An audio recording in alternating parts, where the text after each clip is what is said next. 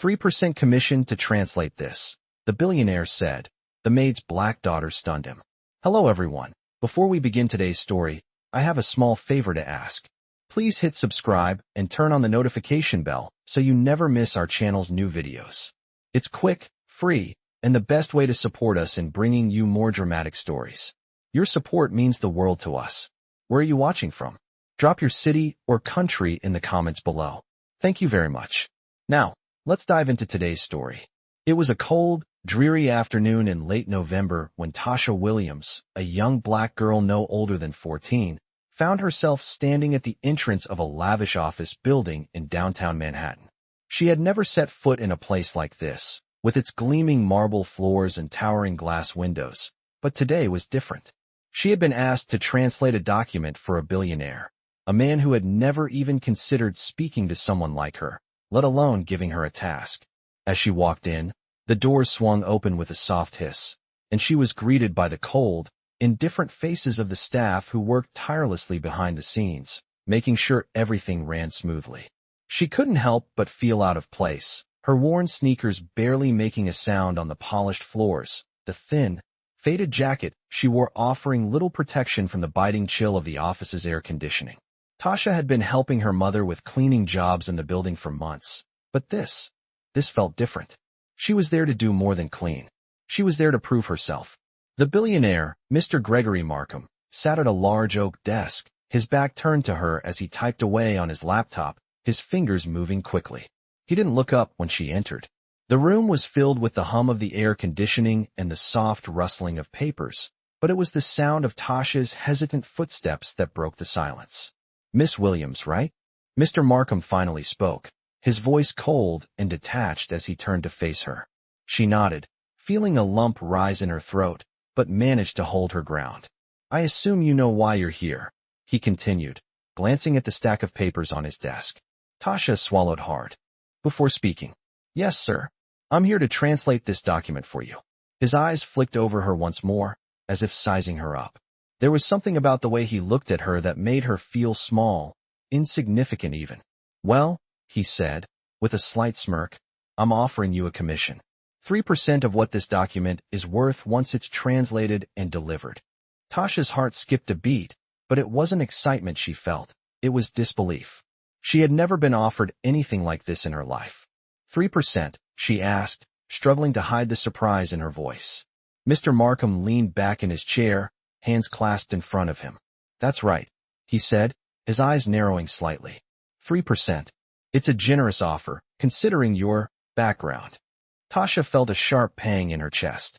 I don't need your pity, she thought, but held her tongue. She knew better than to argue. Instead, she simply nodded and reached for the papers. As she began reading the document, she couldn't help but notice the stark difference in their worlds. This office, with its sleek modernity and impersonal atmosphere, felt miles away from the cramped, dimly lit apartment where she and her mother lived. But there was something inside her, a fire she hadn't yet fully understood, that told her this was her chance.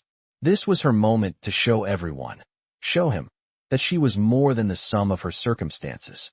But as she translated the first few lines, her mind started to wander.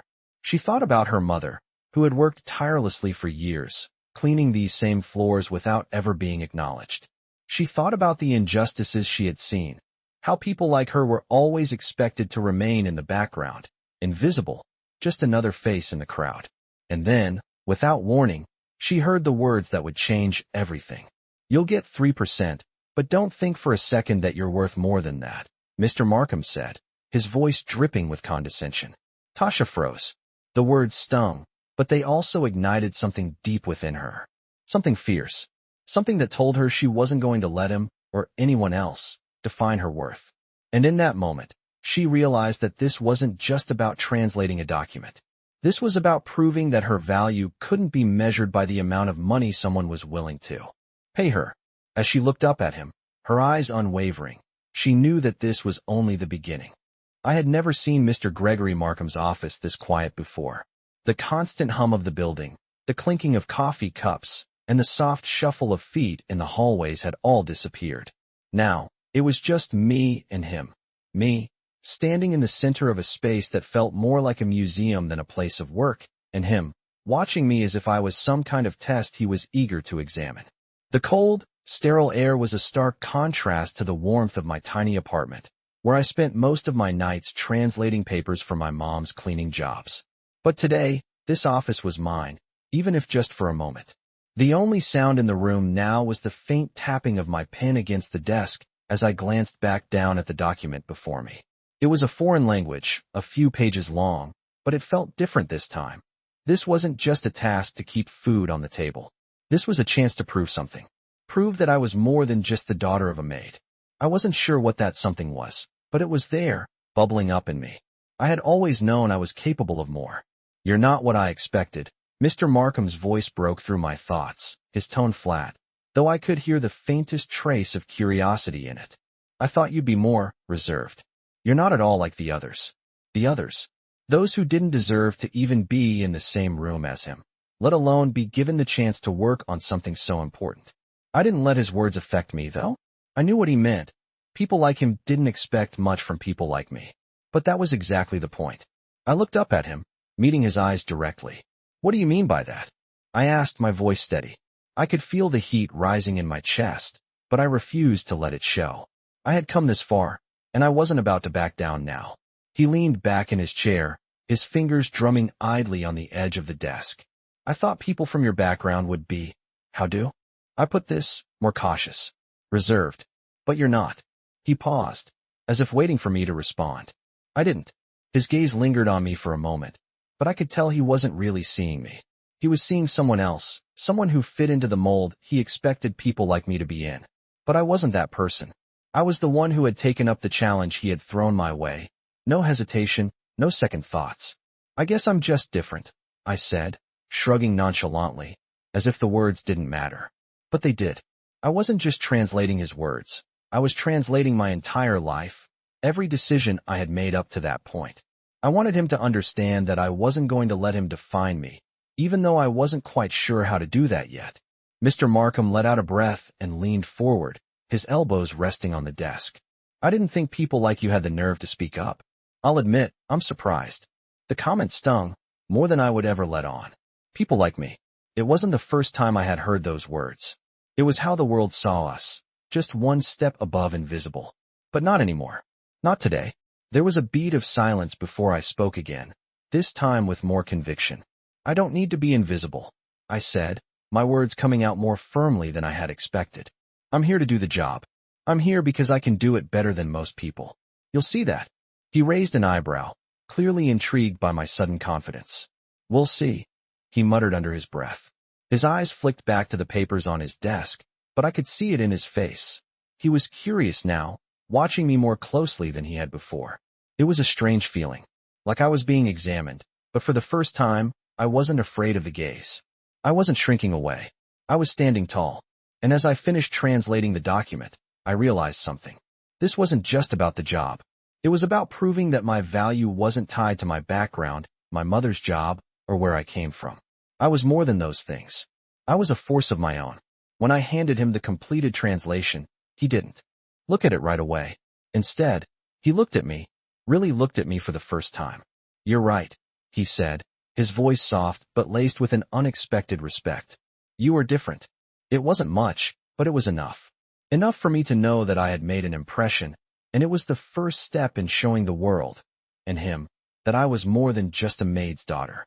As I walked out of his office, my heart still pounding in my chest, I knew one thing for sure. I wasn't just here to take up space anymore. I was here to change the story. I walked out of Mr. Markham's office, my heart racing with a mixture of triumph and uncertainty. The sharp clicks of my shoes on the marble floor echoed in the vast space, but the weight of what had just happened seemed to silence everything else. I had translated the document. I had made him notice me, even if it was just for a fleeting moment. I was sure he hadn't expected me to be so confident, so assertive. But that was only the beginning. I had no idea where this would lead, but I knew I couldn't turn back now. Days passed, and life resumed its usual rhythm. My mother and I kept to our routine, me helping her clean the offices of Mr. Markham's building, and her doing everything she could to provide for us. But now, every time I walked through those pristine halls, I couldn't help but feel a tug inside me, a reminder of that moment in his office. Mr. Markham hadn't forgotten me. I knew that. He couldn't have. He might not have said anything, but the way he looked at me after I handed him the translation, there had been something in his eyes. A flicker of respect? Maybe even surprise. But respect was a start, and that was all I needed. One afternoon, about a week after our meeting, I found myself walking past Mr. Markham's office again. I had just finished cleaning the conference room and was headed to the elevators when I saw him, standing by the window, gazing out at the city below. The sun was setting, casting long shadows on the polished floors, and for a moment, he looked human. Not the cold, distant billionaire, but someone who had been caught in a quiet, introspective moment. Without thinking, I walked toward the office. He didn't notice me at first, but then, just as I was about to turn to leave, he spoke. My heart skipped a beat. I had expected him to forget about me, to push me aside as just another face in the crowd. But here he was, acknowledging me. More than that, actually engaging with me. For a moment, I couldn't speak. The words caught in my throat. He was offering me another chance. But this time, it was different. This time, it wasn't just about a commission. This time, it was about proving that I could truly belong in a world like his. He nodded, and for the first time, I saw a genuine smile, if only for a second.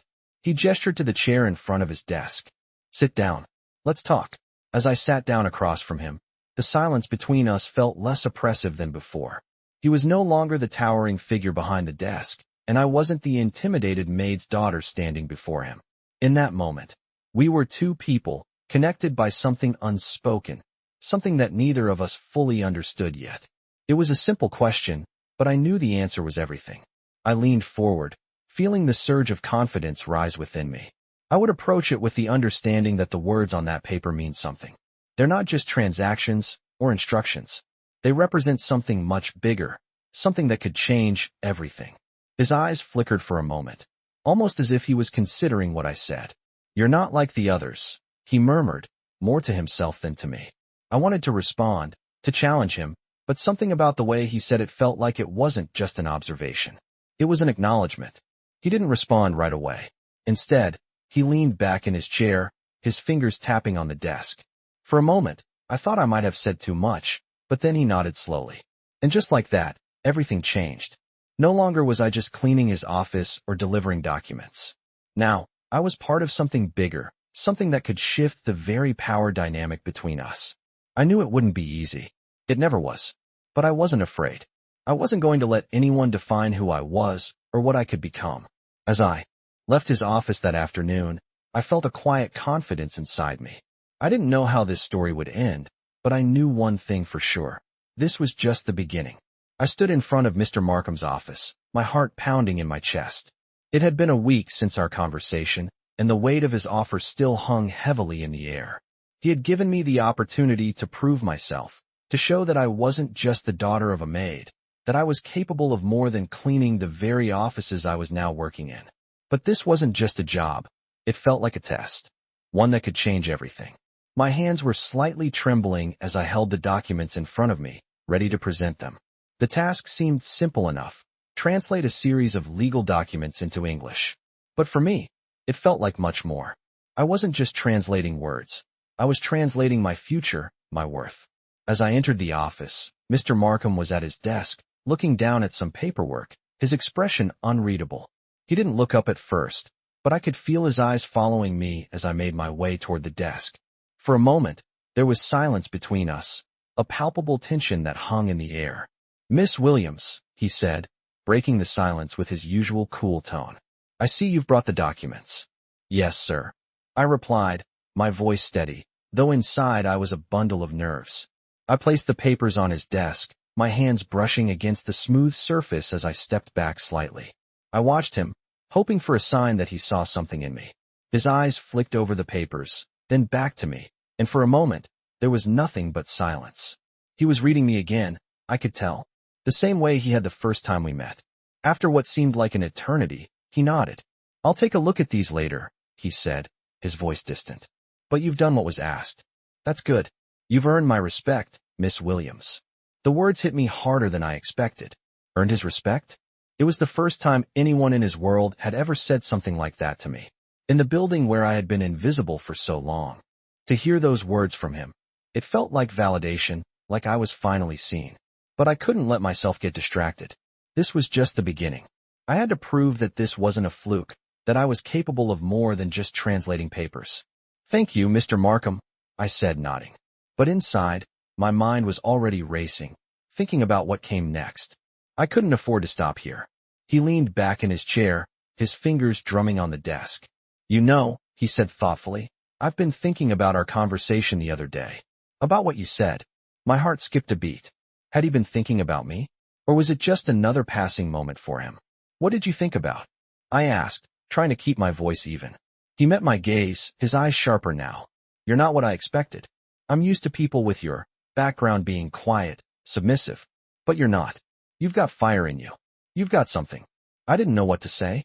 His words were both a compliment and a challenge. It wasn't just about me anymore.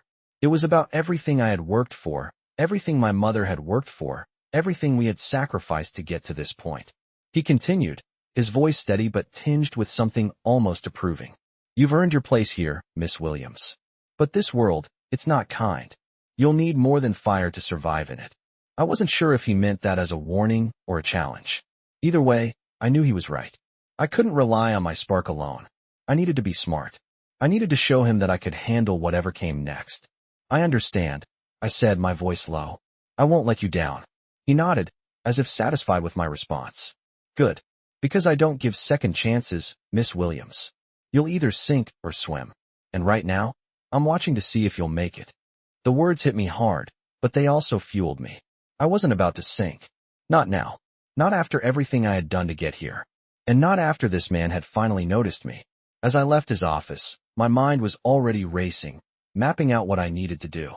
I knew it wouldn't be easy, but I also knew that if I played my cards right, if I stayed focused and didn't let myself be distracted, I could prove that I was capable of more than just translation.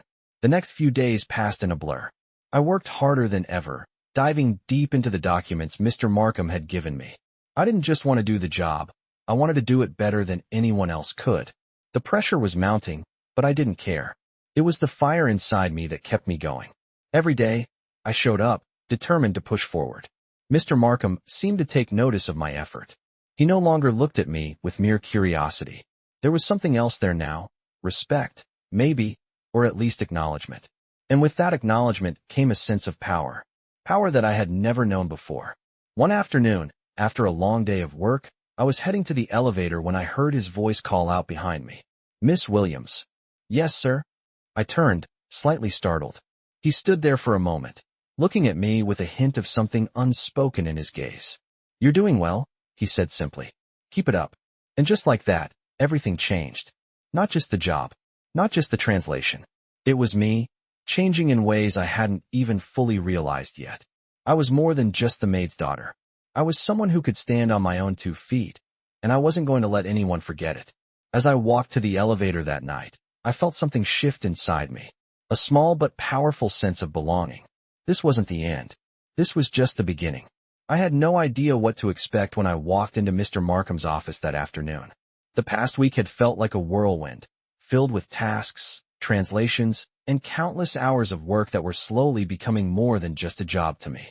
They were becoming a mission, something bigger than I had ever imagined. As I stepped into the polished space, I caught sight of him sitting behind his desk, eyes focused on the screen in front of him. But there was something different in the air today, something heavier. The moment I entered, he looked up, his gaze steady but unreadable. "Miss Williams," he greeted me, his voice calm but tinged with something I couldn't quite place. "I've been reviewing your work, and," I asked, trying to sound confident. The past week had been a test, but I wasn't sure if I had passed yet. I had worked hard, maybe harder than I ever had before, and now it felt like everything was riding on this moment. He paused for a beat, his fingers tapping against the desk. "You've exceeded my expectations," he said slowly. "And that's saying something. I didn't think you'd have the tenacity to keep pushing. But here you are." Those words hit me harder than I expected. Exceeded his expectations. It was the first time someone like him had said something like that to me. I wasn't just another face in the crowd anymore. I had earned my place in his world. But more than that, I had earned his respect. "Thank you, Mr. Markham," I replied, trying not to let the wave of emotion wash over me. I had worked hard for this, but it wasn't just about the job. It was about proving to myself that I could rise above the limitations placed on people like me. I was more than just a maid's daughter. I was capable of achieving something bigger. He nodded, still watching me closely. I want to give you a new challenge, he said, his voice firm now. I'm not just going to keep you here as a translator. I need someone I can trust, someone who can handle bigger responsibilities. I've seen what you can do, and I think you're ready. The words were like a shot of adrenaline. Bigger responsibilities? I hadn't expected him to offer me something like this so soon. The weight of his words sank in, and for a moment, I was speechless. What did he mean by this? What did he think I could do? But then, I realized, he was giving me a chance to prove myself even further. I couldn't let it slip away. What do you need me to do? I asked, my voice steady but with a hint of nervousness. This was it. This was the moment that could either define my future or make me crumble. He leaned back in his chair, his fingers steepled in front of him as if considering my response. There's a project I'm working on, he said. It's confidential, but I need someone who's sharp and capable. Someone who won't back down when things get tough. I could feel the weight of the situation settling around me. This wasn't just another translation or another small task. This was something real. Something that could change everything for me. I could feel my heart racing in my chest, but I refused to let the anxiety show. I'm ready, I said without hesitation. I'll do whatever it takes. His eyes studied me for a moment, his expression unreadable. Then, he gave a slight nod. Good, he said. I'll have the details sent over to you. This could be your opportunity to prove yourself, Miss Williams. Thank you, sir, I replied, my voice steady. I wanted to say more, but the words wouldn't come. I wasn't sure what this project was, or what it would entail, but I knew one thing for sure. I wasn't going to let this chance slip through my fingers. As I walked out of his office that afternoon, I felt a mixture of excitement and fear. The kind of fear that pushed you forward, not back. The kind of fear that made you realize just how much was at stake. I wasn't just working for Mr. Markham anymore. I was working for myself, for the future I had always dreamed of. And I wasn't going to stop now. The next few days were a blur of emails, meetings, and late-night work. The project Mr. Markham had given me was unlike anything I had ever dealt with before.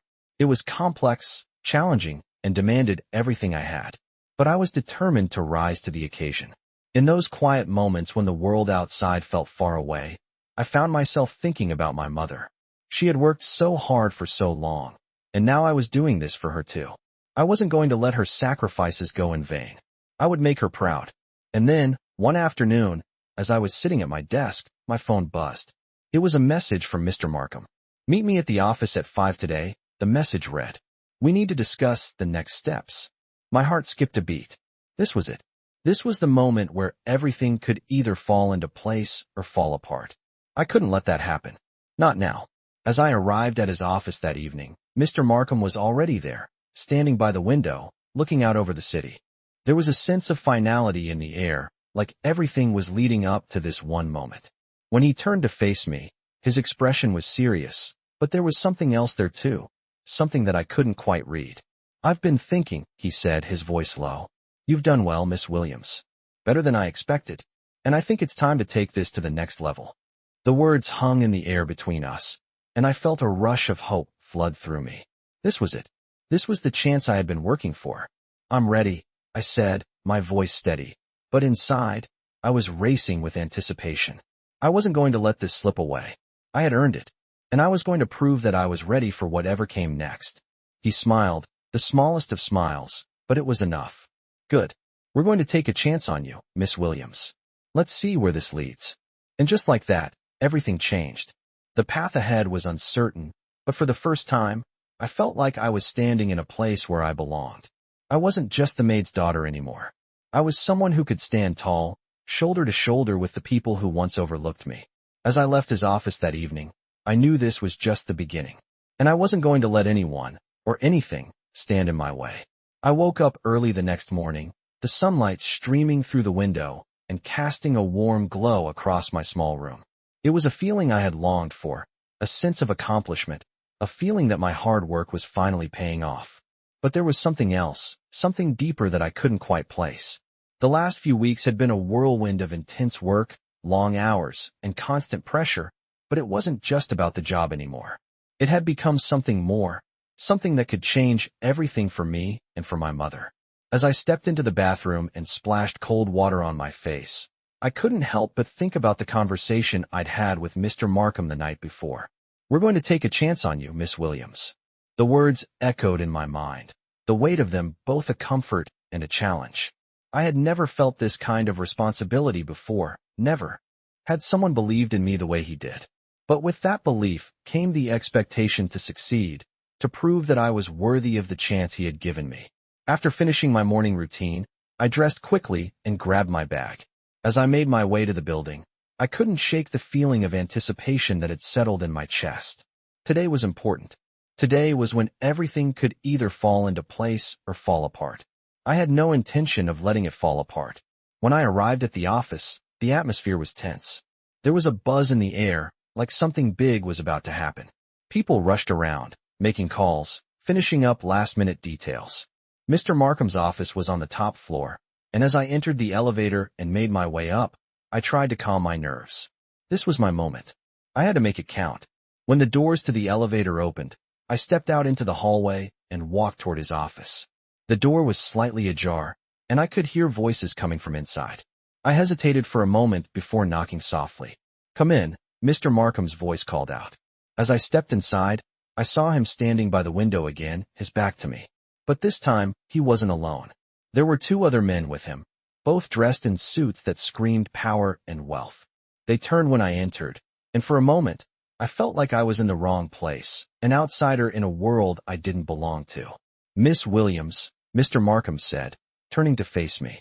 "These are two of my colleagues, Mr. Blackwell and Mr. Hayes. They're the ones I've been working with on the project. I wanted you to meet them, as you'll be working directly with them from here on out." The two men nodded politely, but their expressions were unreadable. I could feel their eyes on me, sizing me up. I wasn't sure what to expect, but I wasn't going to back down now. This was my chance. "It's nice to meet you both," I said, trying to sound confident, even though my heart was racing. I had never been in a room like this before, with people who had so much influence and power. But I couldn't let that intimidate me. I had a job to do, and I wasn't going to let anything or anyone stand in my way. Mr. Markham motioned for me to take a seat at the large conference table. As I sat down, I noticed the thick stack of papers in front of me, documents related to the project I would be working on. "We've been working on this for months," Mr. Blackwell said, his voice smooth and confident. "But we're at a critical stage now, and we need someone with a sharp mind to help move things forward." He pushed the stack of papers toward me. "This is where you come in, Miss Williams," he continued. "We need you to translate these documents into the final version and help us refine the details. Your job will be crucial to the success of this project." My eyes flicked over the papers, and I could feel the weight of the responsibility settling in. This wasn't just about language anymore. This was about being a part of something big, something that could change my life and possibly my future. "I'll get started right away," I said, taking a deep breath to steady myself. The room was still, all eyes on me as I began to read the first few pages of the documents. I could feel the tension building, but I focused on the words in front of me. I had done this before. I could do it again. I had to. As the hours passed, I lost track of time. I was fully immersed in the task, the pressure of the moment pushing me to work faster, more efficiently. Every time I looked up, Mr. Markham, Mr. Blackwell, and Mr. Hayes were watching me. I could feel their eyes on me, but I didn't let it affect me. This was my moment. When I finally finished, I pushed the documents toward Mr. Markham. "It's done," I said, my voice steady despite the exhaustion that was beginning to set in. He looked over the documents briefly before nodding. "Impressive," he said, his voice low. "You've done well, Miss Williams. Better than I expected." His words felt like a validation, like everything I had worked for was finally paying off. But it wasn't enough. I knew that. There was still more to prove, more to show him that I was capable of handling everything this new world had to offer. "Thank you, sir," I replied, trying to keep my voice calm. But inside, I was buzzing with excitement. I had done it. I had proven that I could rise to the challenge. Mr. Markham stood up and walked over to the window again. "This is just the beginning, Miss Williams," he said, his voice serious. "We'll be keeping a close eye on you, but I think you're ready for what comes next." And in that moment, I knew that this was only the start of something much bigger. I wasn't just working for Mr. Markham anymore. I was carving my own path, creating my own future, and nothing was going to stand in my way. As I left the office that night, the city lights twinkling below me, I felt a sense of purpose I had never felt before. I wasn't just the maid's daughter. I was someone with a future, and that future was just beginning. I stood at the entrance of Mr. Markham's office, feeling the familiar nervousness swirling inside me. It had been 2 weeks since he had given me the opportunity to prove myself, and I had worked tirelessly to meet every expectation. The pressure was mounting, but I could feel the excitement too. This was my moment. This was the chance I had been waiting for, the moment where everything could change. I had never imagined that someone like me, someone from a world so different from his, would have the chance to be part of something this big. But here I was, standing on the precipice of something new, something life-changing. The door opened, and I walked in, my eyes meeting Mr. Markham's as I made my way across the room. He was sitting at his desk, as usual, his focus on the screen in front of him. There was no time to waste today. The project we had been working on was reaching its final stages, and everything depended on how well we executed it. I had no intention of failing now. I had come too far. Miss Williams, Mr. Markham greeted me without looking up. His voice was steady, but there was an edge to it that made me pause. I need you to review the final draft of the report. It's critical that everything is perfect. Of course, Mr. Markham, I replied, my voice firm. This was it. The final step. I couldn't afford to let anything go wrong. He gestured to the table, where the report was spread out in front of me. The pages were filled with numbers, projections, legal terms, and details I had never fully understood before. But now, I knew every word. I had spent the last few weeks immersing myself in these documents, learning the ins and outs of the project like my life depended on it. And in a way, it did. As I sat down and began reading through the report, I could feel the weight of the task pressing down on me. Every line of text, every sentence had to be perfect. One mistake could ruin everything we had worked for. My hands trembled slightly, but I forced myself to focus. I had worked too hard to let this slip through my fingers. Hours passed as I combed through the document, making changes, correcting errors, and refining the details. The tension in the room was thick, and I could hear Mr. Markham pacing behind me, waiting for my feedback. Finally, after what felt like an eternity, I put down the pen and looked up at him. "It's ready," I said, my voice steady, though I was unsure of what he would say. Would he be impressed? Would he even notice the effort I had put in? He walked over to me, his steps slow and deliberate. He glanced over the document, his eyes scanning the words before he looked at me again. I could feel the weight of his gaze, but this time, there was something different in it. A flicker of respect, maybe? Or was it something else? "You've done well," he said, his voice low. "Better than I expected. But I want you to know something, Miss Williams. This project, it's just the beginning. You've proven you can handle the work, but there's more to it than that." His words made my heart race. I had done it. I had impressed him. But the look in his eyes told me there was more to this than just the task at hand. "What do you mean?" I asked, my voice barely above a whisper. What else could he expect from me? I had given everything. He paused for a moment, as if considering how to respond. "I mean that this project isn't just about translating documents or handling numbers. It's about building something bigger. And I think you're capable of that, Miss Williams. But you have to be ready for what's next." His words were both a challenge and a promise, and they sent a shiver down my spine. I had no idea what he meant by what's next, but I wasn't about to back down now. I had come too far. I had proven myself already, but I knew there was more to come. "I'm ready," I said, my voice steady and firm. I had no doubt about that. Whatever came next, I was prepared for it. Mr. Markham gave a slight nod, his eyes narrowing thoughtfully. "We'll see," he said. "But remember, this world, our world, it's a game of power, and you have to play it right if you want to succeed." His words hung in the air like a warning, and for a moment, I felt a cold chill settle over me. I had always known that people like Mr. Markham lived in a different world, one where power and influence dictated everything. But now I was part of it. I didn't have the luxury of being naive anymore. I had to be smart. I had to play the game. As I left his office that afternoon, I felt the weight of his words pressing down on me. But I also felt something else, something stronger than the fear that had started to creep in. It was determination. I wasn't just here to take up space. I was here to make my mark. I had no intention of being left behind. The next few days passed in a blur of meetings and emails. I worked with Mr. Markham's team, helping to finalize details and making sure everything was in place. But there was always something in the back of my mind, a nagging thought that I couldn't quite shake. What did he mean by playing the game? Was there something more I needed to know? Something he wasn't telling me? As the project reached its final stages, I found myself facing more challenges than I had expected. The pressure was mounting, and the expectations were higher than ever. But I wasn't backing down. I couldn't. This was my chance, and I was going to prove that I was more than just a maid's daughter. I was someone who could stand in this world, someone who could succeed. And as the days passed, I realized that the world missed her. Markham Inhabited wasn't just about power, it was about survival. And I was ready to survive, no matter what it took. The game had only just begun. I had been working tirelessly for weeks, diving deeper into Mr. Markham's world.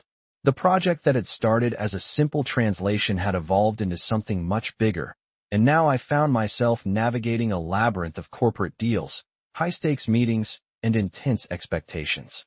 I was no longer just the maid's daughter, quietly observing from the sidelines. I was a part of something that felt like it was changing the very course of my life. Yet, despite my success and the trust Mr. Markham had placed in me, a dark cloud lingered. Something didn't feel right. As I worked through the late nights, I couldn't shake the feeling that I was being watched, like there were forces at play behind the scenes, forces I wasn't fully aware of. One afternoon, while I was reviewing some documents in the office, I heard footsteps approaching. I looked up to see Mr. Markham standing in the doorway, his usual serious expression softened with a rare hint of concern. "Miss Williams, can we talk for a moment?" he asked, his voice unusually gentle. "Of course, Mr. Markham," I replied, setting the papers aside. His presence in the doorway was commanding, but today, there was something in his demeanor that made me feel uneasy. He stepped into the office and closed the door behind him. "I need to address something with you," he began, taking a seat across from me. "You've been doing exceptional work, and I want to acknowledge that. But I also want you to understand the stakes of what we're working on." His eyes fixed on me, and for the first time, I saw a hint of vulnerability in his gaze. "What do you mean?" I asked, my pulse quickening. I had grown used to his calm and calculated demeanor, but today, there was an undercurrent of something deeper, a warning, perhaps. He paused for a moment, as if choosing his words carefully. "This project we're involved in, it's bigger than either of us. There are people watching, people who have their own agendas, and they won't hesitate to do whatever it takes to protect their interests." My heart skipped a beat. The tension that had been building in the air suddenly became tangible, thickening with every word he spoke. "What do you mean by people?" I asked, my voice barely above a whisper. He leaned back in his chair, his hands clasped together. "There are some powerful individuals involved, Miss Williams. This isn't just about the work we're doing here. It's about a much bigger game, and I need you to understand that you might be a pawn in it." His words hit me like a punch to the gut. I had come this far, and now it seemed like the very thing I had worked so hard for was entangled in something far more dangerous than I had ever anticipated. "I'm not a pawn," I said firmly, my voice shaking with a mixture of anger and fear. "I'm here because I'm capable. I've worked hard for this, and I won't let anyone use me." Mr. Markham's expression softened, but there was still a hardness in his eyes. "I know that, Miss Williams. I've seen what you can do. But sometimes, even the best of us are caught in situations we don't fully understand. And that's why I need you to be cautious. There are forces at play that you don't know about, and they'll stop at nothing to protect their own." For a moment, I sat in stunned silence, processing his words. I had thought I was just translating documents, just working on a project. But now, it seemed like everything I had been involved in was much deeper, much darker than I could have imagined. "I won't let them control me," I said finally, the fire inside me burning brighter than ever. "I'll make my own way. I won't be used." Mr. Markham's eyes flickered with something that looked like approval, but it was quickly replaced with a look of concern.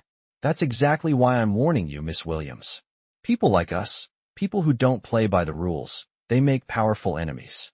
And enemies like that can destroy everything." Despite the weight of his words, I refused to back down. I had come too far, worked too hard, to let fear or uncertainty take over now. "I'll be fine," I said, though I wasn't sure if I believed it. I can handle whatever comes next. He stood up and walked toward the window, looking out at the skyline as if deep in thought. I hope you're right, he said quietly, his voice distant. Because if you're not, it won't just be your career that's at stake. It'll be your life. His words sent a chill down my spine, but I pushed the fear aside. I wasn't going to let anyone control me. Not now, not ever. I had come too far to turn back. I'll take care of it, I said, standing up and walking toward the door. Thank you for the warning, but I'm not going to be anyone's pawn. Mr. Markham didn't answer, but I could feel his eyes on me as I left his office. I had a sinking feeling in my stomach, but I refused to let it control me. This was just the beginning. I wasn't going to let anyone stop me now. As I walked back to my desk, I couldn't shake the feeling that something was about to change. I didn't know what it was or when it would happen, but I knew it was coming. And when it did, I would be ready. For the first time, I realized that Mr. Markham wasn't just a mentor or a boss to me. He was a part of something much bigger, a world of power, corruption, and danger. And now, I was a part of it too. But I wasn't going to let that world define me. I would fight for my place in it, no matter what it took. And with that resolve in my heart, I faced whatever came next. I walked into the office early the next morning, the cold air from the air conditioning biting at my skin as I adjusted the collar of my jacket. The fluorescent lights flickered overhead, and the hum of the city outside felt distant, as if I was in a different world entirely. The weight of the conversation I'd had with Mr. Markham still lingered in my mind, but I pushed it aside. Today was different. I had made up my mind that I was ready for whatever came next. I wasn't just translating documents anymore. I was part of something bigger, something more dangerous, and I couldn't afford to hesitate. The office was quiet, the only sound the occasional click of a keyboard or the shuffle of papers. I made my way to my desk, the familiar rhythm of the office making me feel oddly at ease, despite the storm that seemed to be brewing inside me. As I sat down at my desk, I noticed a man standing near the window, looking out over the city. He was tall, well-dressed, with a sharp suit and an air of confidence that matched the power that radiated from him. It wasn't Mr. Markham. This man was someone new. His presence was commanding, but there was a quiet intensity about him that made me pause. He turned slightly as I approached, his eyes narrowing as he took me in.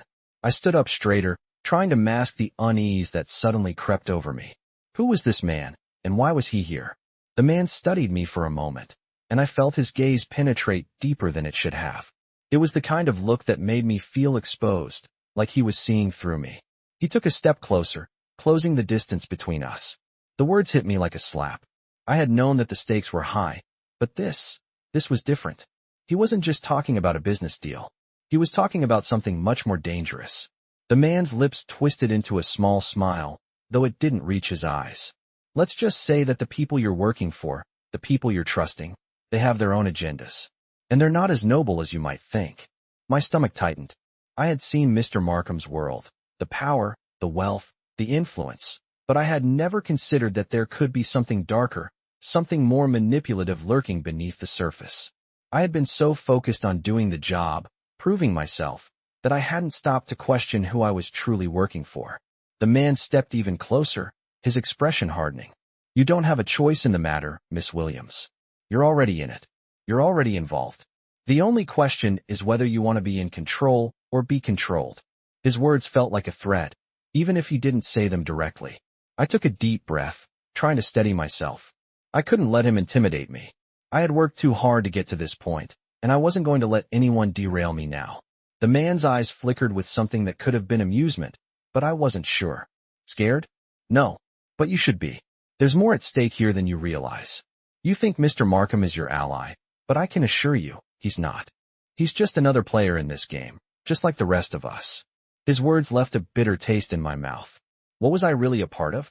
Was this whole project just a game to them? And if so, where did I fit in?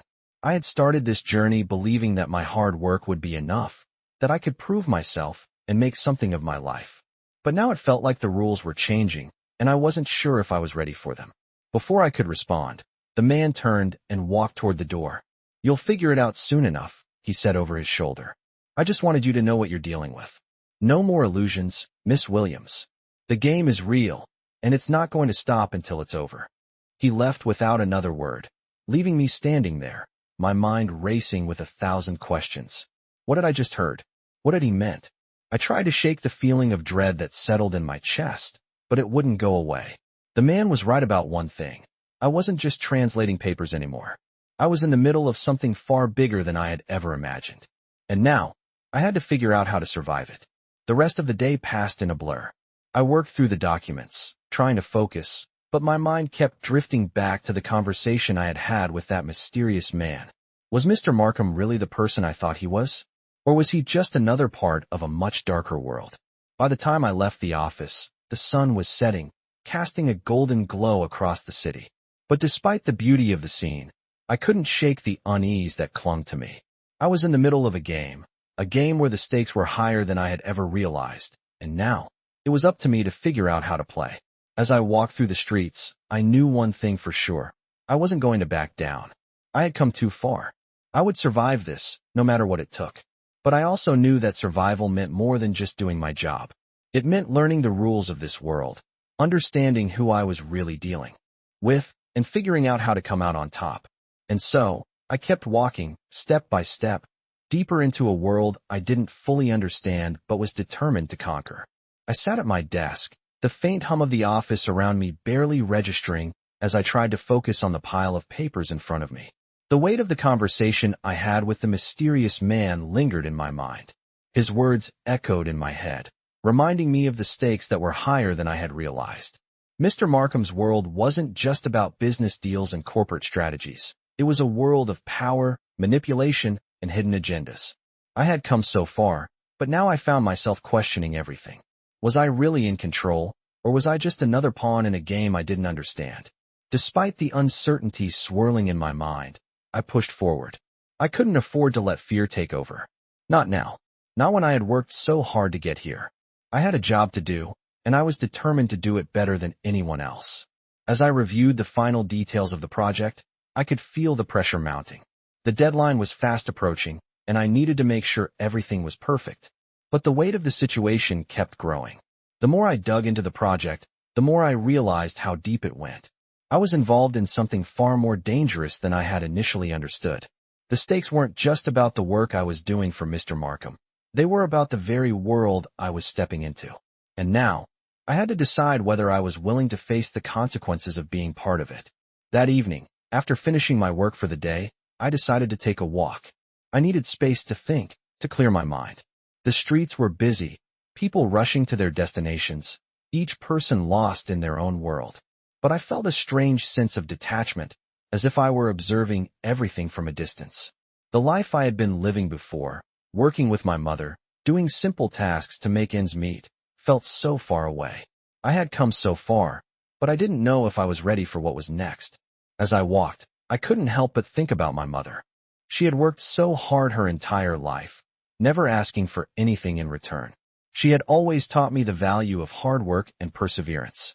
But now, I found myself in a world where hard work alone wasn't enough. In this world, it was about connections, power, and influence. And I wasn't sure if I was prepared for that. The next morning, I found myself standing outside Mr. Markham's office again, the familiar feeling of anxiety returning. I had been here before, but today felt different. Today, I wasn't just walking in to do my job. I was walking in to make a decision that could change everything. As I entered his office, I saw him standing by the window, his back to me as usual. But today, there was something in his posture that made me feel like he was waiting for something. "Miss Williams," he said without turning around, his voice calm, but with a certain intensity behind it. "Come in. We need to talk." As I stepped closer, I could feel the weight of his gaze even before he turned to face me. "You've been doing well," he continued, his eyes meeting mine. "But you need to understand something. This project, it's not just about you anymore. It's bigger than that. And you're deeper into it than you think." My stomach dropped. I had suspected as much, but hearing him say it out loud made it feel real. "What do you mean?" I asked, trying to keep my voice steady. Mr. Markham stepped toward the desk, his hands resting on the surface as he looked at me. "I've had some talks with the people behind this project," he said, his tone now more serious. "And there's a lot more at stake than just translating documents. There are people who will stop at nothing to get what they want, and you've become part of that." My heart raced. I had known that there were risks involved, but hearing him say it so bluntly made it all feel real. I wasn't just doing a job anymore. I was part of something dangerous, something that could change everything. He continued, his voice low. I don't want you to be blindsided by what's coming. I'm telling you this because I think you can handle it, but I need you to be prepared. The people we're dealing with, they don't play by the same rules. What do I need to do? I asked, my voice barely a whisper. The realization hit me like a ton of bricks. I wasn't just working for Mr. Markham. I was working for something much bigger, something that could swallow me whole if I wasn't careful. Mr. Markham looked at me for a moment, his expression unreadable. You need to stay focused, he said. And you need to trust me. This isn't going to be easy, but if you stick with it, you'll have everything you've ever wanted. But it will cost you. What's the cost? I asked, my voice tense with anticipation. I needed to know. I couldn't move forward without understanding the price I was about to pay. He leaned back in his chair, his eyes never leaving mine. The cost is your innocence. Once you're in this world, there's no going back. You'll see things, do things, that will change you. But that's the price of success. And you need to decide if you're willing to pay it. The words hit me hard, but I didn't let them show. I wasn't going to back down. I had worked too hard to get here. I wasn't going to let fear or uncertainty stop me now. I'll do whatever it takes, I said, my voice steady, even though inside, I wasn't sure if I believed my own words. Mr. Markham gave a small nod. I knew you would. But remember, Miss Williams, this world doesn't show mercy. You need to be ready for everything. As I left his office that day, I felt the weight of his words pressing down on me. The world I had entered was dangerous, and I was about to face challenges I had never imagined. But I wasn't going to back away. This was my chance to prove who I was, and I was ready to take it. The game had just begun, and I wasn't going to lose. I had always believed that success was the result of hard work, but I was starting to realize that the truth was more complicated than that. The days after my conversation with Mr. Markham felt like I was walking through a fog, each step uncertain, but propelled forward by the need to keep moving. The weight of the decisions I had made hung over me, but it wasn't until I started to notice the changes around me that I realized just how deep I was in this world. I wasn't just doing the work anymore. I was a part of it. And the people I was working with had their own interests, their own agendas.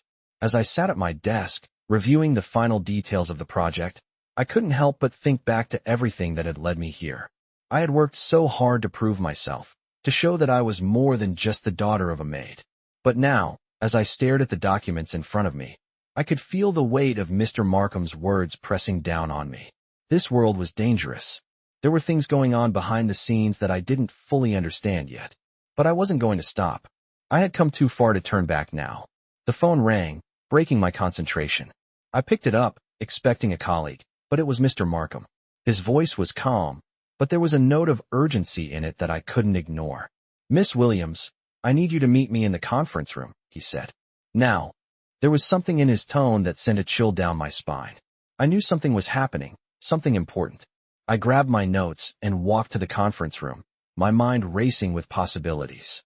Was this about the project? Had something gone wrong? I didn't know, but I knew I had to be ready for whatever was coming. When I arrived, Mr. Markham was standing by the window, staring out at the city.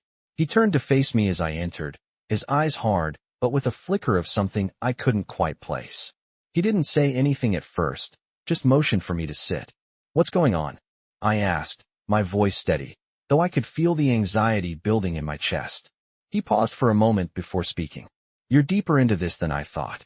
Things are moving faster than I expected, and I need you to understand something. You've been doing well, but there's a shift happening. People are watching us. What do you mean by people? I asked, a sinking feeling in my stomach. I had suspected there were forces at play that I didn't understand, but hearing Mr. Markham acknowledge it out loud made everything feel real. I'm talking about the people behind the project, he said, his voice low. The ones who aren't as transparent as they seem. They have their own goals, and they won't hesitate to use you if they have to. His words hit me like a slap. I had always thought that if I worked hard enough, if I proved myself, I would be able to shape my future. But now, it felt like I was at the mercy of a world I didn't fully understand. What do I do? I asked, my voice barely above a whisper. Mr. Markham's gaze softened slightly, but there was still a tension in his eyes. You need to be careful, Miss Williams. This is bigger than you or me. There are people who would do anything to get ahead, and you need to know that you're not immune to that. They will try to manipulate you, control you, and you have to be ready for it. His words sent a ripple of fear through me, but I couldn't show it. I couldn't let anyone see how rattled I was. I've been ready, I said, my voice steady but with a flicker of uncertainty. I've been doing everything you've asked. I can handle whatever comes next.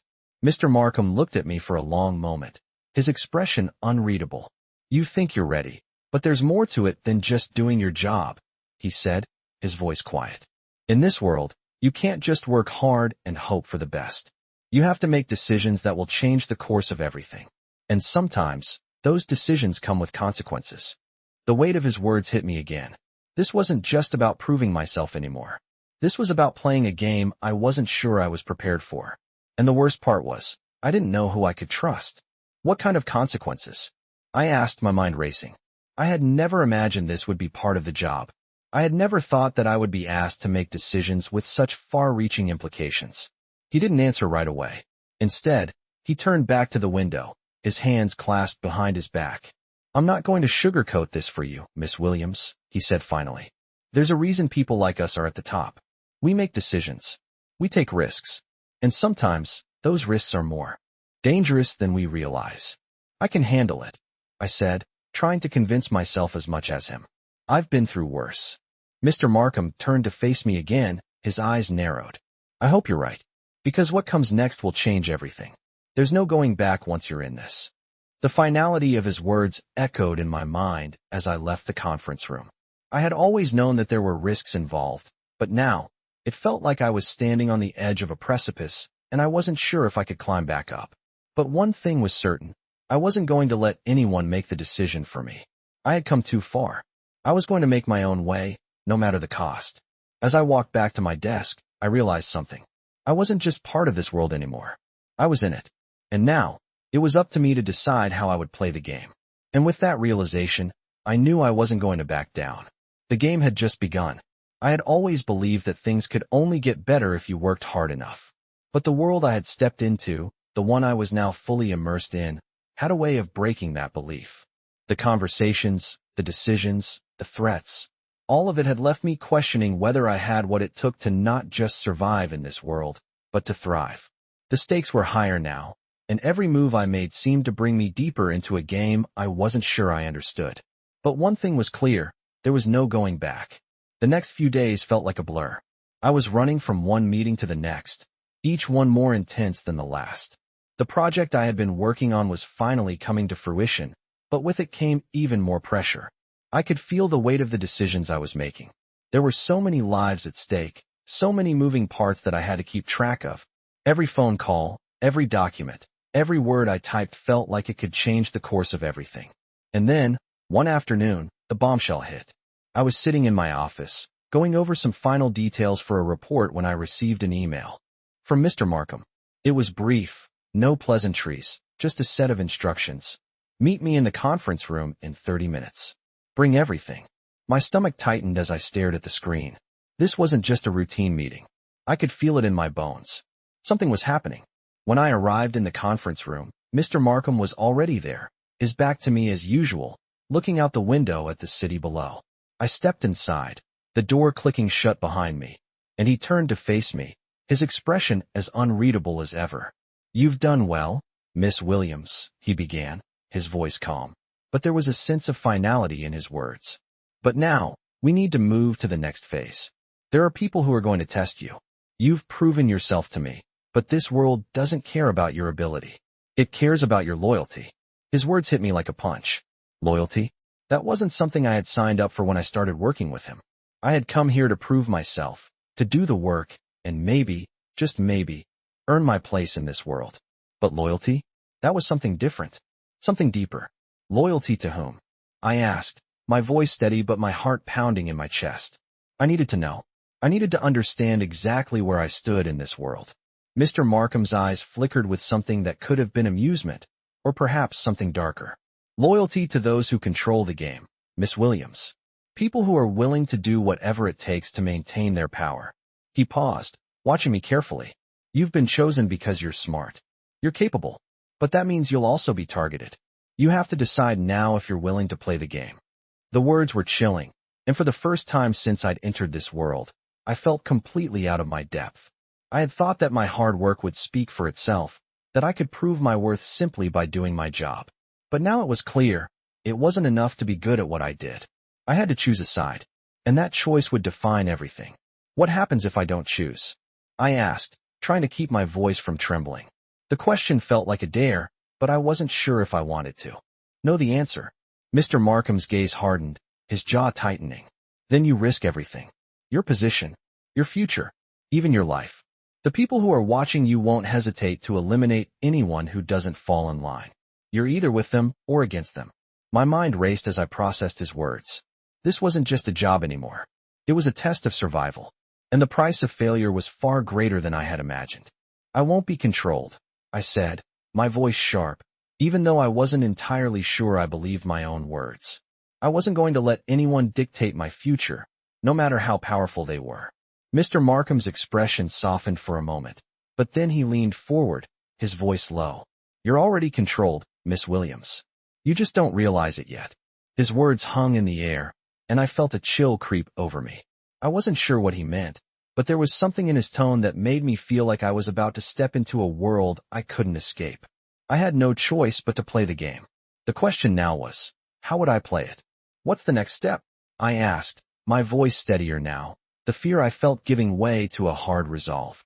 If I was going to be part of this world, I was going to do it on my terms. He stood up and walked over to the desk, pulling a folder from the drawer. The next phase is a test of trust, he said, handing me the folder. Inside, you'll find everything you need to know. Your instructions, your role in the next steps. I need to see how you handle this, and I need to see how far you're willing to go. I took the folder from him, my hands steady despite the growing uncertainty inside me. As I opened the folder and began reading, I could feel the weight of the decision I was about to make. This wasn't just about the job anymore. This was about my place in a world where loyalty meant everything, and survival depended on choosing the right side. I'll do whatever it takes, I said, my voice low but resolute. I won't back down. Mr. Markham's lips curled into the slightest of smiles. I knew you'd say that, he said. But remember, Miss Williams, it's easy to say those words. It's much harder to live by them when the stakes are real. As I left the conference room, the weight of the folder in my hand felt heavier than any task I had ever been given. This was the moment that would define everything. And there was no turning back now. The game had become real, and I was ready to play. I stood at the edge of Mr. Markham's office, feeling the weight of his last words still hanging in the air. It's easy to say those words. It's much harder to live by them when the stakes are real. As I replayed his warning in my mind, I couldn't help but wonder just how real the stakes were. The folder in my hand felt heavy, a reminder that my involvement in this world wasn't just a simple job. It was a commitment, a choice to face something far more complicated and dangerous than I had ever imagined. I wasn't just working for Mr. Markham anymore. I was part of something that had the power to change everything. But now, as I stood there was no turning back. The days that followed were filled with tense anticipation. I dove into the task laid out for me, following the instructions in the folder to the letter. The project had escalated in scope, and with each passing day, I found myself more entangled in a world where power, influence, and secrets ruled everything. Mr. Markham's words echoed in my head. This wasn't about just doing the work. This was about trust, loyalty, and survival. As I moved through the project, I began to notice subtle changes. Small moments where things didn't add up. Details that seemed insignificant, but, when pieced together, told a different story. I began to question what I was truly involved in. I had always believed that hard work and integrity would carry me to success, but now I was seeing that it wasn't just about what you did. It was about who you aligned yourself with and who you trusted. And trust was a rare commodity in this world. Then, one evening, as I was reviewing the latest set of documents, a message came through from Mr. Markham. Meet me in the office. I need to discuss something important. My stomach sank. There was a sense of urgency in his message, something that felt different than usual. I had a bad feeling that something was coming to a head. When I arrived at his office, the atmosphere was thick with tension. Mr. Markham was sitting at his desk, his face unreadable as he looked over a series of papers. The door clicked shut behind me, and he motioned for me to sit down. I need you to listen very carefully, Miss Williams, he said, his voice low, serious. Things are about to get complicated. The The people we've been working with have their own agendas, and they've been watching you. They see your potential, and they're willing to do whatever it takes to bring you into their fold. My heart started pounding as I processed his words. What do you mean? I asked, trying to stay calm despite the anxiety rising within me. Who are these people? He leaned forward, his fingers steepled in front of him as he looked at me with a penetrating gaze. I'm talking about the people behind the scenes, the ones pulling the strings. They've been in control of this project from the beginning. And now, they're going to want something from you. They'll try to manipulate you, control you. You'll have to decide where your loyalties lie. His words hit me like a punch. I had thought I was in control, that I could handle everything on my own. But now it seemed that I was caught in a web of power and manipulation, with no clear way out. I had to decide who to trust, Mr. Markham or the shadowy figures he was referring to. What exactly do they want from me? I asked, my voice steady, though I could feel the weight of the decision bearing down on me. Mr. Markham's expression darkened. They want you to join them, Miss Williams. They see you as someone who can help them secure their position, someone who can move things in their favor. But you can't play both sides. Once you make your choice, there's no turning back. For a moment, I was silent, absorbing what he had said. The room felt smaller now, the air thick with the weight of the decision I had to make. I had always believed that I was doing the right thing, but now I saw that everything had been part of a much bigger game. A game where I was just another piece. On the board. I need to think, I said finally, my voice quiet but firm. I can't make this decision without knowing everything. Mr. Markham nodded, his expression unreadable. I understand. But understand this, you don't have time. The clock is ticking, and the longer you wait, the harder it will be to make your choice. The people we're dealing with won't give you forever. They'll take action, whether you're ready or not. The urgency in his voice was unmistakable. I knew I couldn't afford to wait too long. But at the same time, I needed to understand what I was truly stepping into. I had spent so much of my life trying to prove that I was capable, that I could succeed on my own. But now, I was being forced to make a choice between survival and integrity, between playing the game or walking away from it entirely. I'll make my decision, I said, trying to steady my nerves. But I need time to think this through. I can't rush into something like this without understanding all the risks. Mr. Markham looked at me for a long moment, as if weighing my words. Finally, he nodded. You're right. Take the time you need. But remember, Miss Williams, in this world, hesitation can be fatal. As I left his office, the weight of his words sank in. This wasn't just a business decision, it was a life-altering choice. And I had no idea which side to choose. But I knew one thing for sure.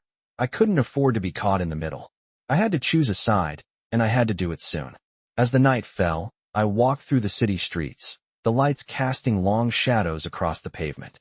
I didn't have the answers yet, but I knew that I couldn't keep living in uncertainty. I had to make a choice, and whatever I chose, it would define everything. The game was no longer just about doing the work. It was about survival. And now, it was time to decide whether I would play it their way or my own. The clock was ticking. I spent the next few days in a haze, caught between the weight of the decision I had to make and the pressure mounting around me. I could feel it, like a storm gathering on the horizon. Something was coming, and it was bigger than anything I had faced before. Mr. Markham's words echoed in my mind constantly, especially the ones about hesitation being fatal. But what was I supposed to do? How could I trust anyone in this world? Was there even a side to choose? Or was it all just smoke and mirrors, a game where I was doomed to lose no matter what? The decision was gnawing at me, keeping me awake late into the night, the flickering streetlights outside casting shadows across the room. My mind was a maze of conflicting thoughts, each one pulling me in a different direction. But when I woke up one morning, something inside me clicked. I had been looking at this all wrong.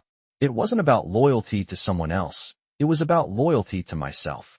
I had to make a decision that would protect my future, not just my survival in this world of power and manipulation. As I arrived at the office that morning, I felt a sense of resolve settle over me. I wasn't going to let the people around me dictate my future. The stakes were high, yes, but I wasn't going to be pushed around anymore. I was done with second-guessing myself. I had earned my place here, and I would make my own choices from now on. When I entered Mr. Markham's office, he was sitting at his desk, reviewing his set of documents. The moment I walked in, he looked up, his sharp eyes meeting mine. For a brief second, I wondered if he could tell that I had made up my mind. Miss Williams, he said, his voice steady. You've been quiet these last few days. Have you come to a decision? I stood there for a moment, gathering my thoughts, and then I walked over to the desk and sat down across from him. My heart was pounding, but I wasn't going to let him see that. I had made my choice, and now I had to stand by it. I've decided, I said, my voice calm but firm. I'm not going to play the game your way anymore. He raised an eyebrow, clearly intrigued by my response. And what exactly does that mean, Miss Williams? I took a deep breath. It means I'm not going to let anyone control me. I've worked hard to get here, and I'm not going to let anyone use me as a pawn in their game. Mr. Markham's expression was unreadable, but I could feel the tension in the air. For a moment, he didn't say anything. He just studied me, as if trying to figure out whether I was bluffing or truly serious. I see, he finally said. And what do you think will happen next, Miss Williams? Do you honestly believe you can walk away from all of this and just start over? The question hit me harder than I expected, but I didn't flinch. I don't know what will happen next, Mr. Markham.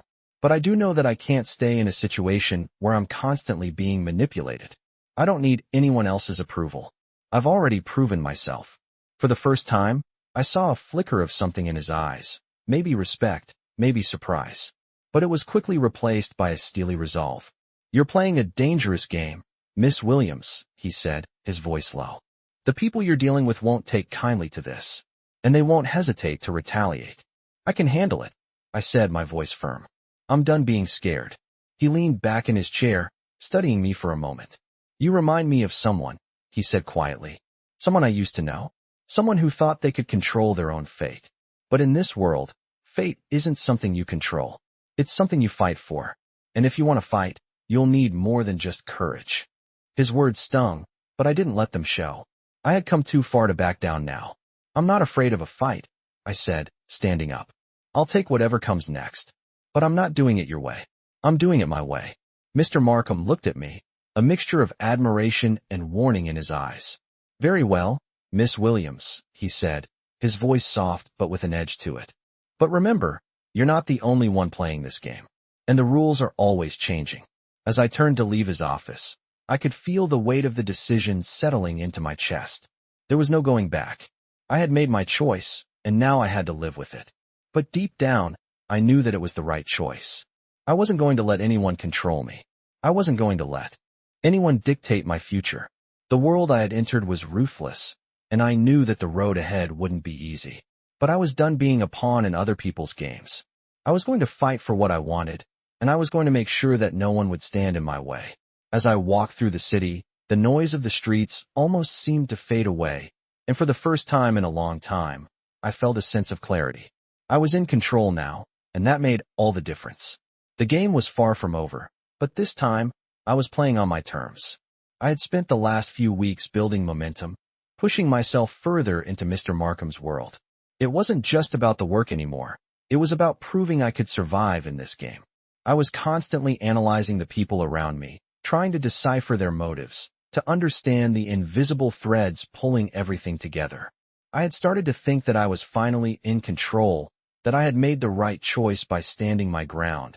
But the world I was now living in had a way of shattering that illusion when I least expected it. One late afternoon, as I was sitting in my office, going over the details of the project, my phone buzzed with a message from Mr. Markham. Meet me in the office now. We need to discuss the next steps. My heart skipped a beat. The urgency in his message sent a chill through me. I had learned to be wary of any sudden changes in tone, and this felt like something big was about to happen. As I made my way to his office, I couldn't shake the feeling that something was coming. The world I was a part of had begun to feel increasingly unstable, like the ground beneath me was slowly shifting. I had been careful, made calculated moves, but the feeling that I was being swept along by forces beyond my control was growing stronger. And as I walked into Mr. Markham's office, I knew that whatever was about to unfold, it would change everything. He was standing by the window again, looking out at the city below. His posture was rigid, his jaw clenched. I could tell he was deep in thought, but there was an intensity to him that I hadn't seen before. Come in, Miss Williams, he said without turning around. We need to talk. When I stepped inside, the door clicked shut behind me, and I waited for him to speak. There was something in the air, an electric charge that made everything feel too still. I felt like I was waiting for a storm to break. "I've been watching you," Mr. Markham said, his voice low, as he turned to face me. "I've been watching how you've handled things, how you've moved through this world, trying to stake your claim. And I have to say, you're doing better than I expected." His words were measured, but there was a certain weight to them, like they carried more meaning than just praise. For a moment, I didn't know how to respond. I had worked so hard to get here, to prove myself. But now, as I stood in front of him, I realized I wasn't just trying to prove myself to him. I was trying to prove something to myself, something bigger than any of this. "Thank you, sir," I said, trying to sound composed. "But what exactly is this about?" He took a deep breath, and his eyes narrowed, studying me with an intensity that sent a chill through me.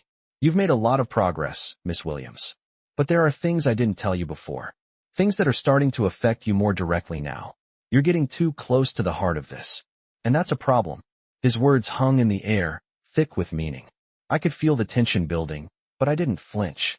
"What do you mean?" I asked, my voice steady despite the confusion swirling in my chest. He walked across the room and sat at his desk, his fingers tapping lightly on the wood. "You've been following the rules, doing what you were told. But now, people are starting to notice you. And when people notice you, they want something. There are others who won't hesitate to use you to get what they want. You need to be careful." His warning hit me harder than I expected. I had always thought that if I kept my head down, worked hard, and stayed focused, I would be able to avoid the dangers around me. But now it seemed that no matter what I did, I couldn't escape the dark forces that were at play. "So what am I supposed to do?" I asked, my voice quieter now. "Just step aside and let others take over?" He looked at me, a slight smile tugging at the corner of his mouth. "No, Miss Williams. You're too valuable for that. But you need to understand that the game has changed, and you're no longer a player on the sidelines. You're in the center of it now. What do you want from me?" I asked, feeling the weight of his gaze settle on me. This wasn't just a job anymore. This was about survival, and the stakes had never been higher. Mr. Markham's expression hardened, his voice taking on a more serious tone. "What I want from you, Miss Williams, is to prove that you can handle what's coming. I've given you everything you need to succeed, but now you have to show me that you're ready for the consequences of being involved in this world. It's not about being good at your job anymore. It's about navigating the web of power and trust that holds everything together. And if you fail, there will be no one to protect you." The words cut through me, but I couldn't back down. I had fought too hard, worked too long to just walk away now. "I'm ready," I said, my voice steady, even though every part of me was screaming to run. He stood up and walked toward the window again, looking out at the city below. For a moment, I thought he wasn't going to say anything else. But then, he turned to face me, his expression hard and cold. "Then you need to make a choice, Miss Williams," he said, his voice unwavering. "You need to decide whether you're going to play the game on their terms, or whether you're going to play it on yours." His words hit me like a wave, and for the first time in my life, I understood exactly what he meant. The game wasn't about doing what I was told anymore. It was about taking control of my own fate. I didn't know what that would look like yet, but I knew one thing for sure. I wasn't going to let anyone else dictate my path. "I'll make my choice," I said, my voice steady. "And I'll make it count." As I left his office that day, I knew that my life had just changed again. But this time I was ready. I wasn't just part of the game anymore. I was in control of my own fate. And no one, not even Mr. Markham, was going to stop me. I walked out of Mr. Markham's office, my heart pounding with a mix of adrenaline and fear. I had made my choice. The weight of it pressed on my chest, but there was no turning back. The decision I had made wasn't just about aligning myself with one side or the other. It was about taking control of my future. But the more I thought about it, the more I realized that taking control meant facing consequences, ones I wasn't sure I was ready for. The game had changed. It was no longer just about proving myself.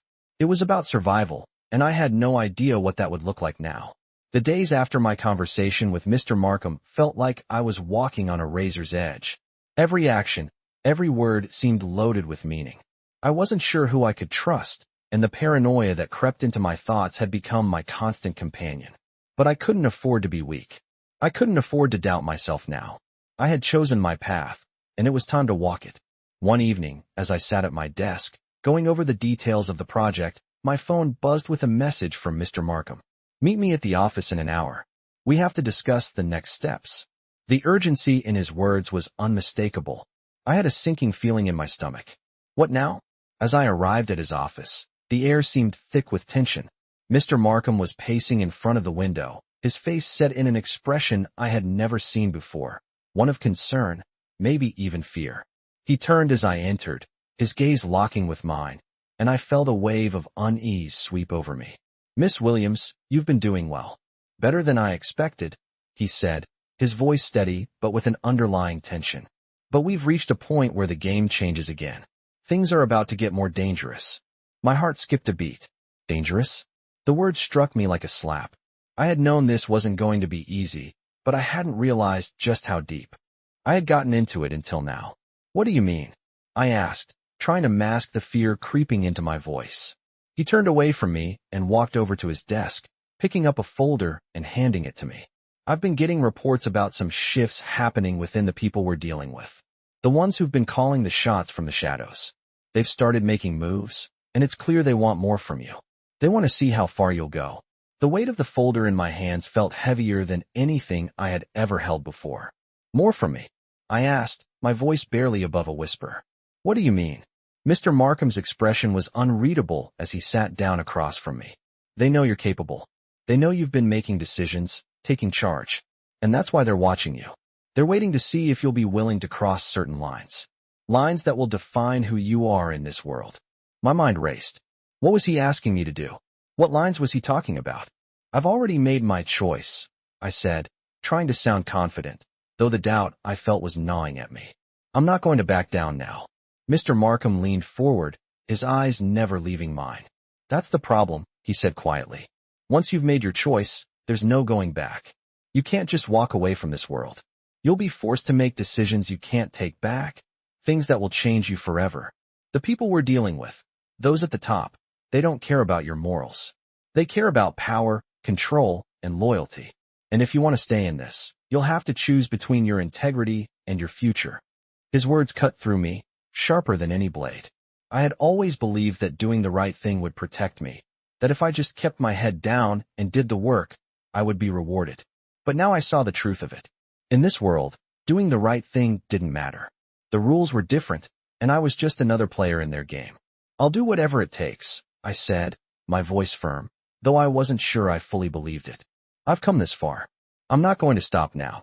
Mr. Markham's lips curved into a faint smile, but it was cold, like he had already anticipated my response. Good. But remember, Miss Williams, this isn't just about playing the game. It's about knowing when to bend the rules and when to break them. The implications of his words hung heavy in the air. He was asking me to compromise, to make choices that went against everything I had believed in. But I had already made my choice. I had committed to this world, and now I had to survive it. The question was no longer about right or wrong. It was about power and control.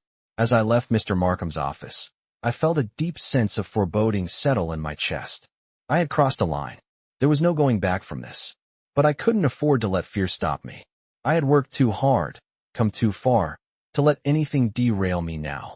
The road ahead was uncertain, and I didn't know where it would lead, but I knew one thing for sure. I wasn't going to be anyone's pawn.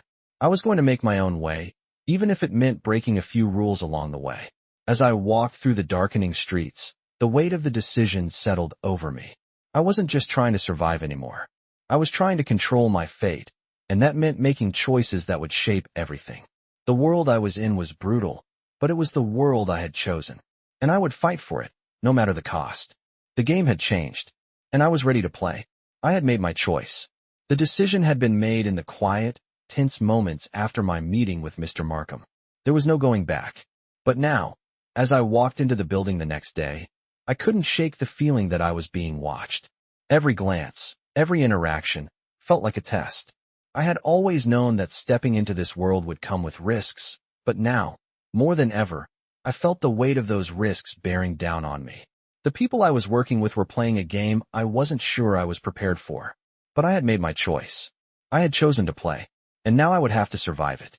As I entered the office, the familiar hum of the building seemed to take on a different tone. The elevators, the polished floors, the glass walls. Everything felt like it was closing in on me. I had seen the power that Mr. Markham wielded, but now it seemed like that power was extending far beyond him. The question was no longer whether I could handle the work. It was whether I could handle the consequences of being involved in it. When I reached my desk, I saw a message waiting for me. It was from Mr. Markham, simple and direct. Meet me in my office. Now, my heart raced. Something was about to happen. The urgency in his tone left no room for doubt. I couldn't ignore it. As I walked into his office, I immediately noticed the tension in the air. Mr. Markham was standing by the window, his back to me. The way he held himself was different today. It wasn't the calm, controlled demeanor I was used to. It was something sharper, more urgent. "Miss Williams," he said, turning to face me as I entered. His voice was steady, but I could see something in his eyes that I couldn't quite place. "We need to talk." "What's going on?" I asked, trying to keep my voice steady, but I could feel the anxiety building inside of me. He gestured for me to sit, and I did, my eyes never leaving his. "Things have changed," he said, his voice low.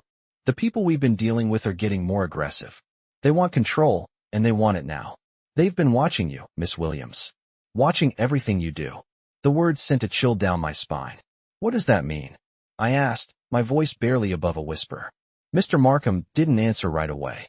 Instead, he walked over to his desk, opened a drawer, and pulled out a folder. He handed it to me, and I could feel the weight of it. The weight of everything that had led me to this point. "This is what you need to understand," he said, his voice even. "They're not just watching you. They're waiting for you to make a move, for you to slip. The people who control this game, they don't care about you. They care about the power you bring to the table. And if they think you're a threat, they'll eliminate you." My heart hammered in my chest. I had known that. The stakes were high, but hearing him say it out loud made it all feel too real. I wasn't just playing for success anymore. I was playing for survival. "What do you want me to do?" I asked, the fear in my voice barely masked by the resolve I was trying to project. Mr. Markham's gaze was steady, but there was something darker in his eyes. "I want you to be ready. You have to make a decision. These people, you have to choose whether you're going to play their game or find a way to control it yourself."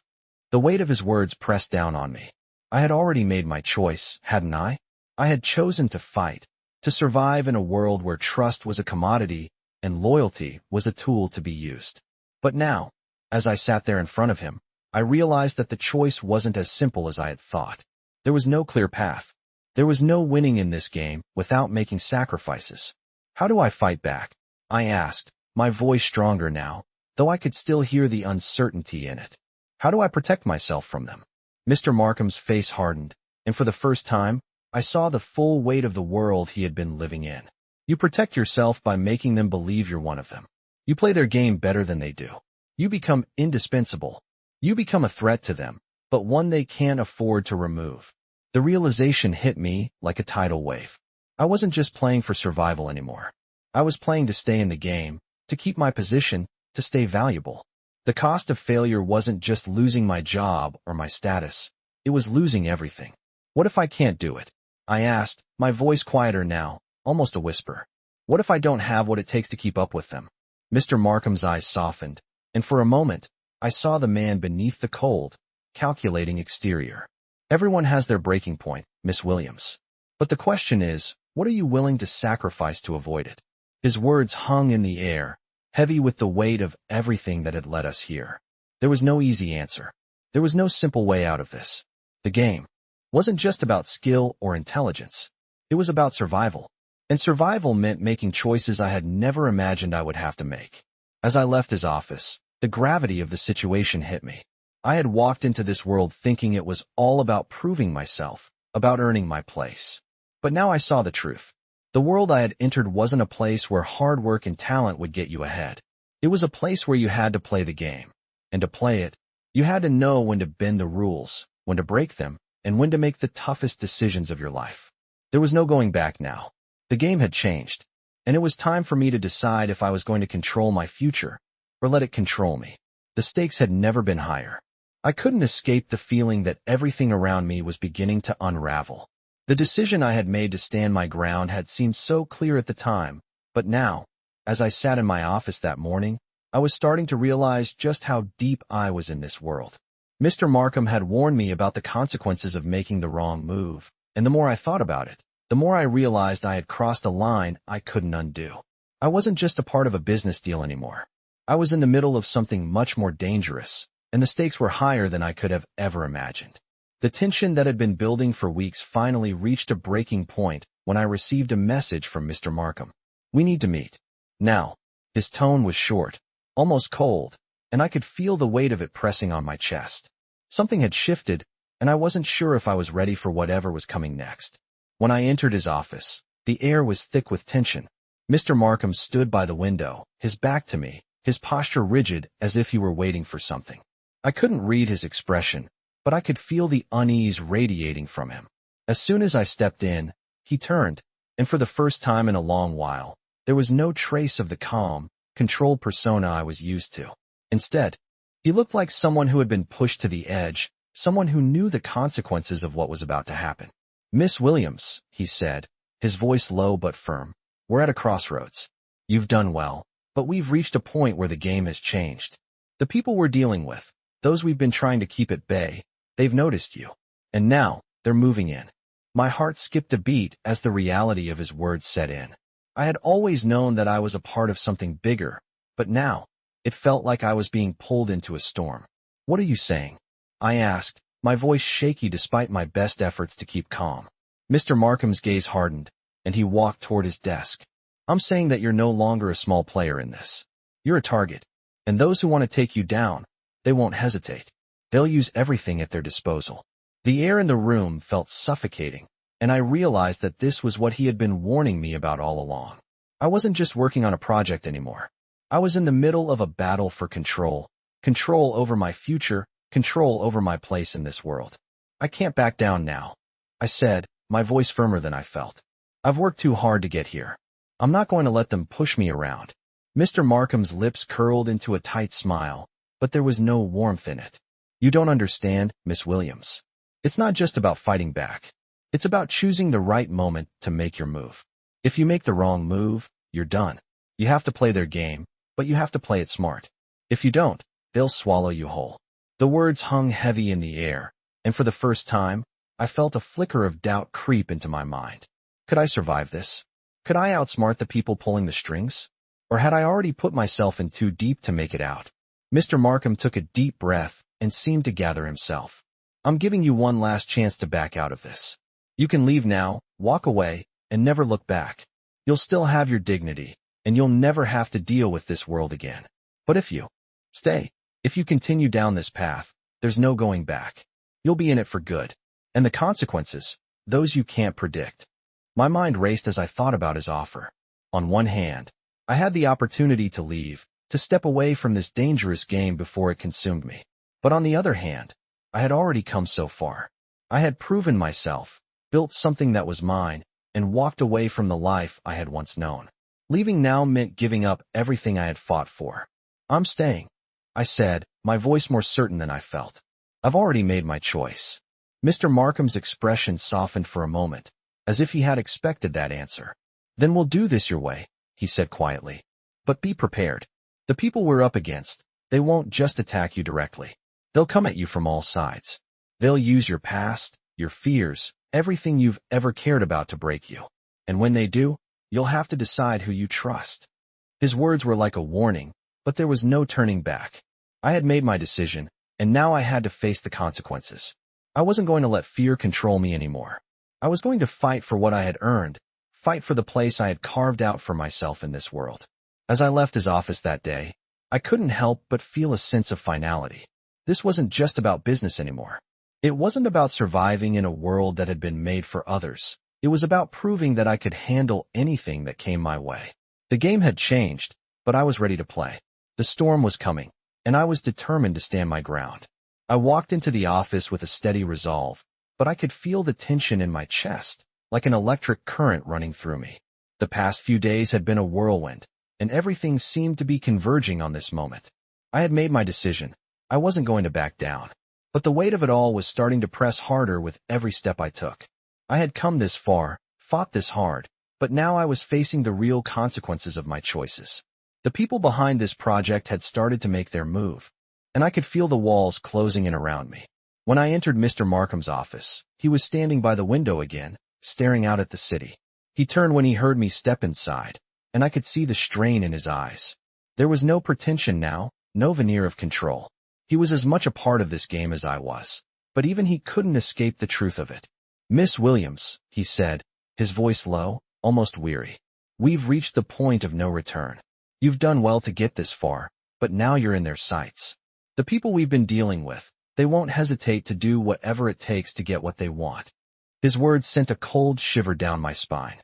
I had known it was coming, but hearing it out loud made it feel real. The stakes were higher than ever before, and I wasn't sure if I was ready for the next step. "What do I need to do?" I asked, my voice steady despite the anxiety creeping into my chest. I wasn't going to show weakness, not now. He walked over to his desk, flipping through a set of documents before handing them to me. "This is what you need to understand.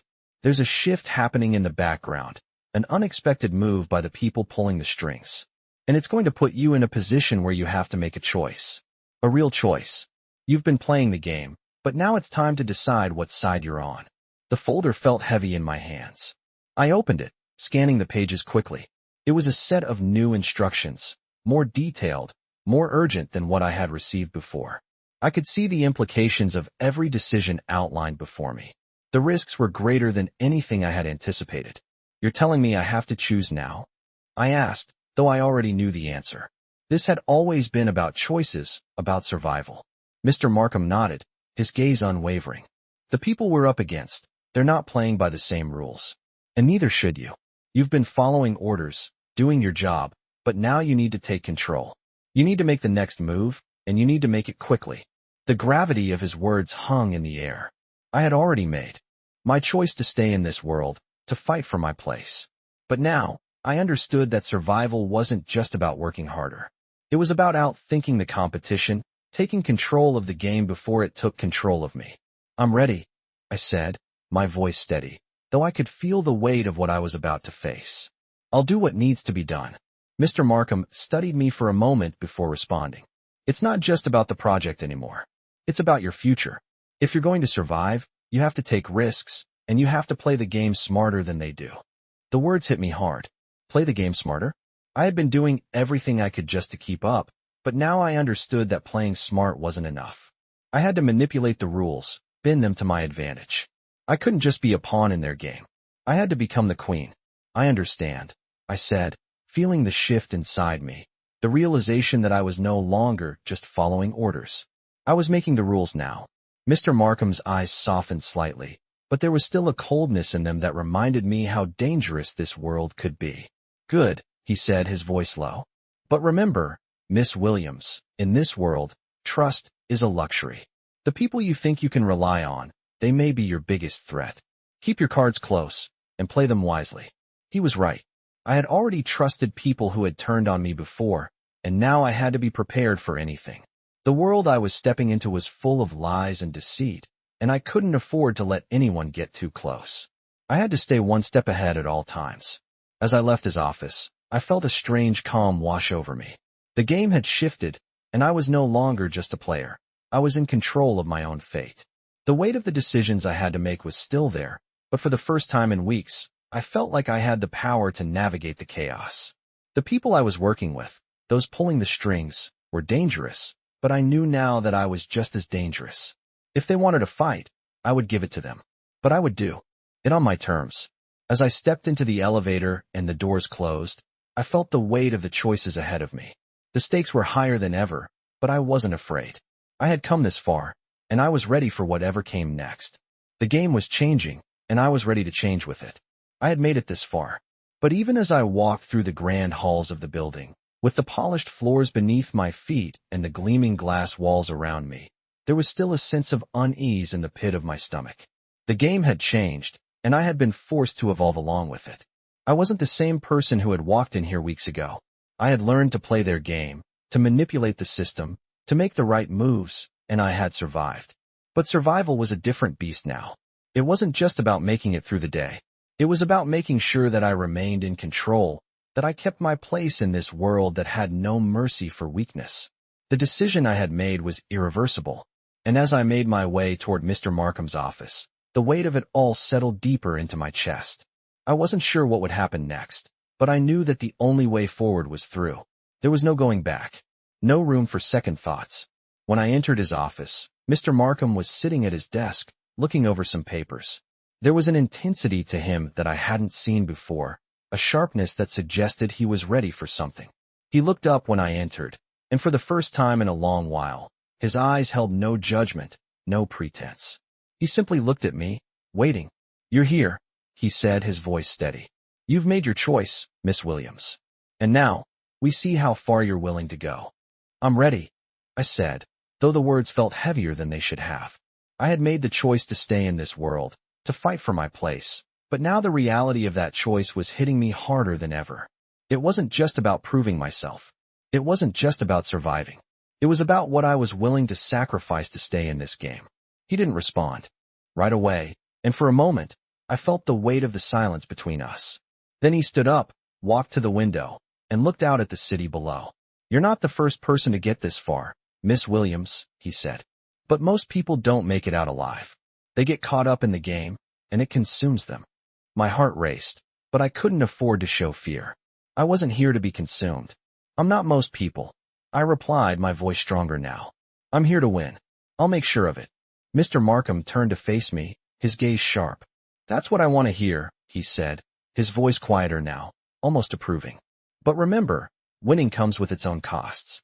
You won't just be fighting for yourself anymore. You'll be fighting for everything you've ever wanted, everything you've ever dreamed of. And sometimes, that's a fight you can't win without making enemies." His words hung in the air, and I understood the weight of them. In this world, there were no allies. Only people who temporarily shared the same goals.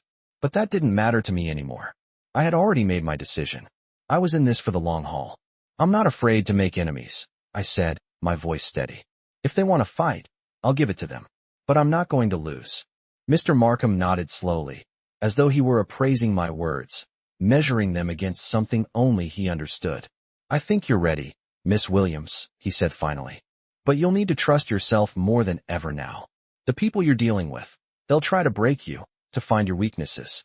And when they do, you'll have to decide if you want to fight through them or bow down." The room felt heavy with his words. I wasn't here to bow down. I was here to make my mark, to prove that I wasn't just a product of my circumstances. I was stronger than that. "I'll fight," I said, my voice low and resolute. "I've come too far to stop now." Mr. Markham studied me for a long moment, and then a small, almost imperceptible smile crossed his face. "Good. Then let's get to work." As I left his office, the finality of the moment settled in. The weight of everything I had learned, everything I had fought for, now rested on my shoulders. There was no turning back now. I was in the game, and the game had just begun. The city outside was bustling with activity, but inside me, everything was still. I wasn't just part of the system anymore. I was shaping it, bending it to my will, and I wouldn't stop until I had everything I wanted. The power I had worked so hard to earn was mine now, and I would protect it at all costs. The game had changed, but so had I. I had crossed the line, and now, I would fight for my place at the top. There was no turning back.